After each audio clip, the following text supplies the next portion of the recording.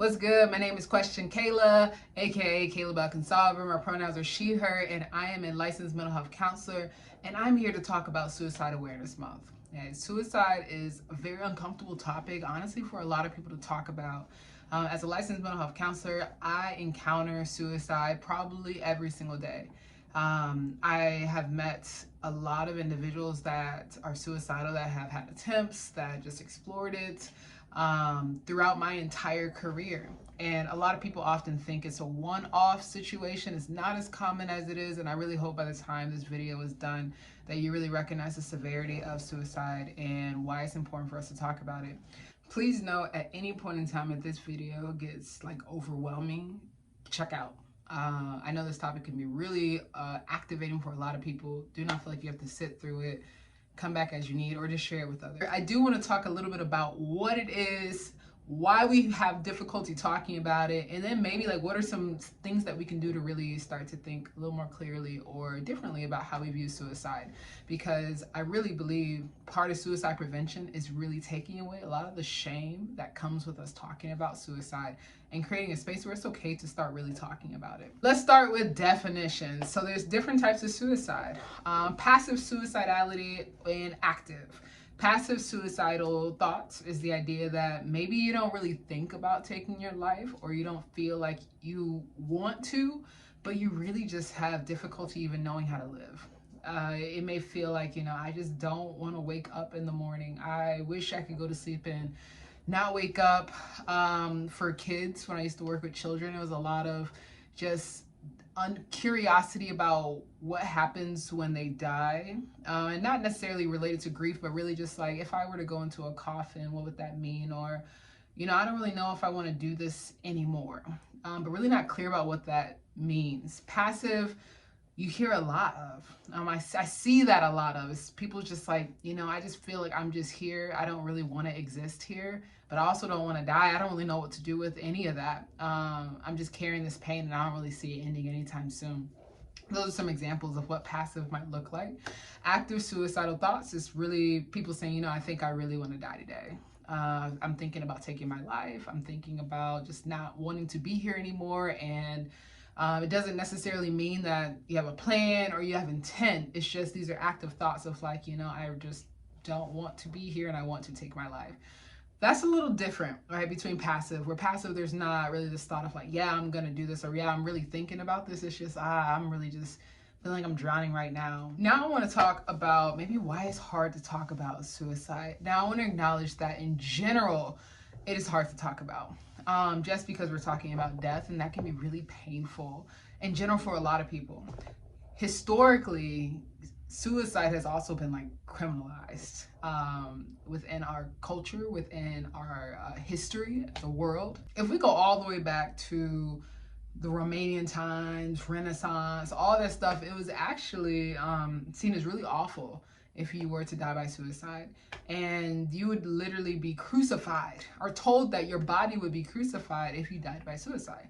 So, or even if you expressed any suicidal thoughts. So it was really seen as a punishment if someone were to even think about suicide. And then even going a little further, Englishmen were even put in jail for even having suicidal thoughts or having an attempt. So when you think about it, it's like literally you were criminalized for experiencing this. Let's keep going even further.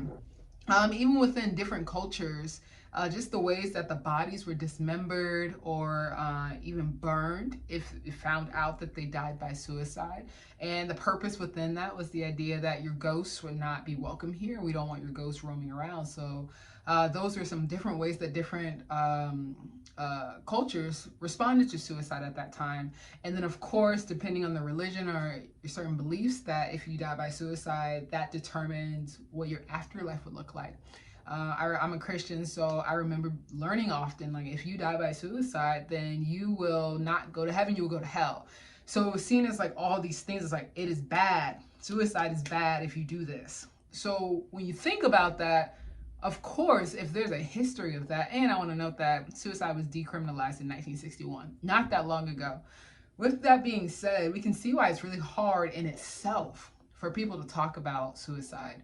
I mean, historically, we have shunned people. We have encouraged death. We have encouraged incarceration, and just even like your afterlife, your spiritual being is not welcome here if this is the route that occurs when you die. So I see that often when people are afraid, there's still that judgment, there's still that feeling that comes when you think about suicide. But here's where it makes it even more concerning. The World Health Organization released data that 800,000 people across the world die by suicide every single year. And 40,000 of those are Americans.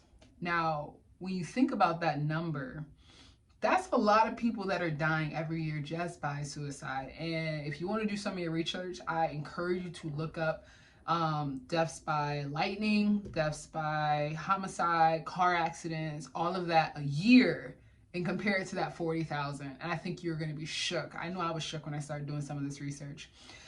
In addition, LGBTQ individuals are the highest risk for suicide. Now, I want to say that is not because being a part of the LGBTQ plus communities means you are inherently, something's wrong with you, there's mental illness. No, literally it is the highest risk because of the forms of rejection, discrimination, and victimization that these populations experience on a consistent basis. So when you are taught over and over something's wrong with you, you don't deserve rights and all of that, that literally increases the risk of suicide, and that's why we see it so often. Or I want to throw another statistic at you. One person dies by suicide every 11 minutes. But by the time this video is done, by the time you start the next task, someone may have died by suicide. And every 18 minutes, there's one death, and then there's 6 survivors. In fact, 5 million people attempt suicide. However, that number is vastly, potentially incorrect because there's so much underreporting, given some of the things I already talked about. So when you hear those numbers, we need to recognize that it is very prevalent. This is not just something that is new. This is not something that we shouldn't give a lot of awareness to. The reason and the purpose of this video is I want you to hear how common this experience is, and so many people that are suffering because they're so overwhelmed with things that are happening but feel like they can't share it the way they would because of the judgment, because of the fears, and because of all these other emotions that come connected with it. And last but not least, I want to throw one more data statistic at you, is that in 2019, there were more deaths by suicide than there were deaths by homicide. However, when you think about what's on the news most often, is rarely you hear anything about suicide, unless it's maybe a famous person. Yet there were more suicides than homicides. And you gotta sit with that, because that feels really uncomfortable. I want to talk maybe just a little bit about maybe just some common factors that might lead to someone just experiencing suicidal thought. One common factor is just this idea of what we call psychic suffering. You're just consistently feeling overwhelmed, consistently feeling like things are getting worse, and there's a persistent experience of suffering. When that happens, you think chronic illness, you think chronic mental illness, just things that are constantly happening and feel like you're not able to get through that. Chronic substance use, all those things can really have an impact on someone. Another one is hopelessness, just that feeling that things will never get better. And honestly, there are a lot of times when a lot of people feel that those are factors, right? Just feeling stuck and like, I don't know what to do. I don't know how to get over that. I don't know how I can get through this. Or I don't see a light at the end. Those are some factors as well. And then one last one I want to hit on is just feeling like you're a burden to others. I hear this so often when people say, you know, I just feel like I can't share this with others because they already have a lot that they're dealing with. I can't put mine on them. I hear that even with people who come to therapy, feeling as though me sharing this with you, my counselor, is I'm probably burdening you with my concerns. And although we recognize that, we try to do our best, people in general, to make sure people don't feel that way, but when they say things, sometimes our response is, oh, wow, whew, I know I'm going through the same thing, or, oh, I'm so overwhelmed with the stuff I got, and I'm sorry I can't talk to you. Then it creates that persistent feeling also of feeling like a burden. But sometimes if you ever felt that way, even like as a young child, or you've had significant experiences where that was a consistent feeling of being a burden, sometimes that can feel so heavy. And as people go through adulthood or they continue to develop and you have more stressors, that feeling can just feel like it gets a little bit bigger. Honestly, I'll throw one more out there. It's just that feeling of like, I don't belong. This is a basic need, belonging. It is not just attention seeking, which I hear so often. It's really wanting to feel connected to people. And when we feel like we can't be connected genuinely with others, you can create such a deep feeling of isolation that individuals feel as though the only way I can escape this feeling is through no longer being alive.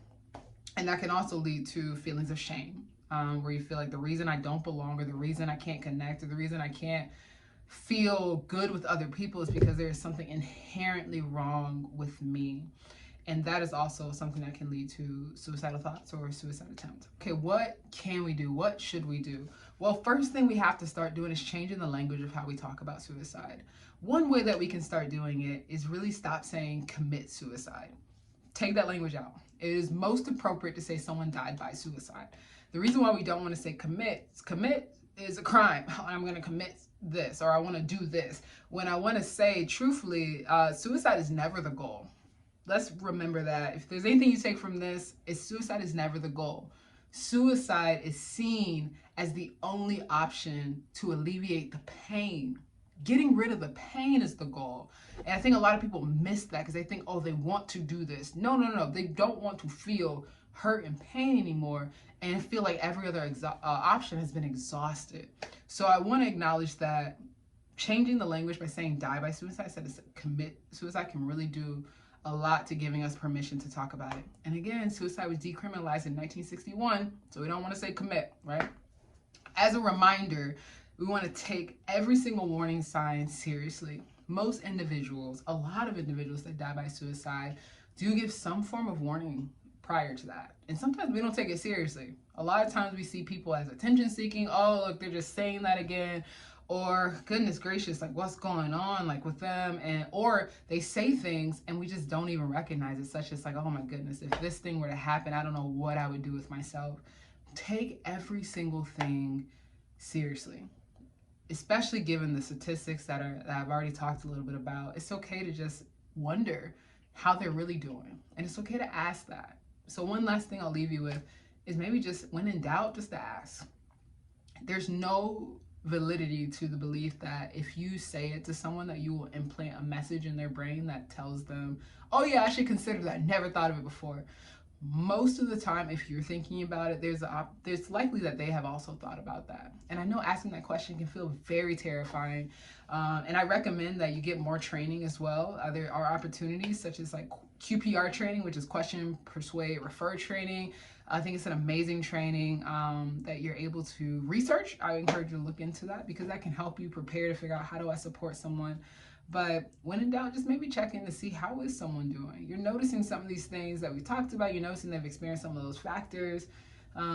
It's okay to maybe open up that conversation or just to check in and genuinely check in. Not send a one-off text message, but maybe actually go to that person, call them, try to meet up, just see really how they're doing. And so I know this is a heavy topic for some. I know it's a heavy topic for me often because I encounter it so consistently. However, if you're listening, I want you to know there is hope. And I don't say that just to throw that out there. I say it because there are a lot of things that we can do to support. And it is not your fault if you're struggling. So for suicide awareness, I hope you continue the conversation of acknowledging suicide. We can take away the stigma of talking about it. And I hope it gives more people permission to really feel like they can talk about it in other spaces.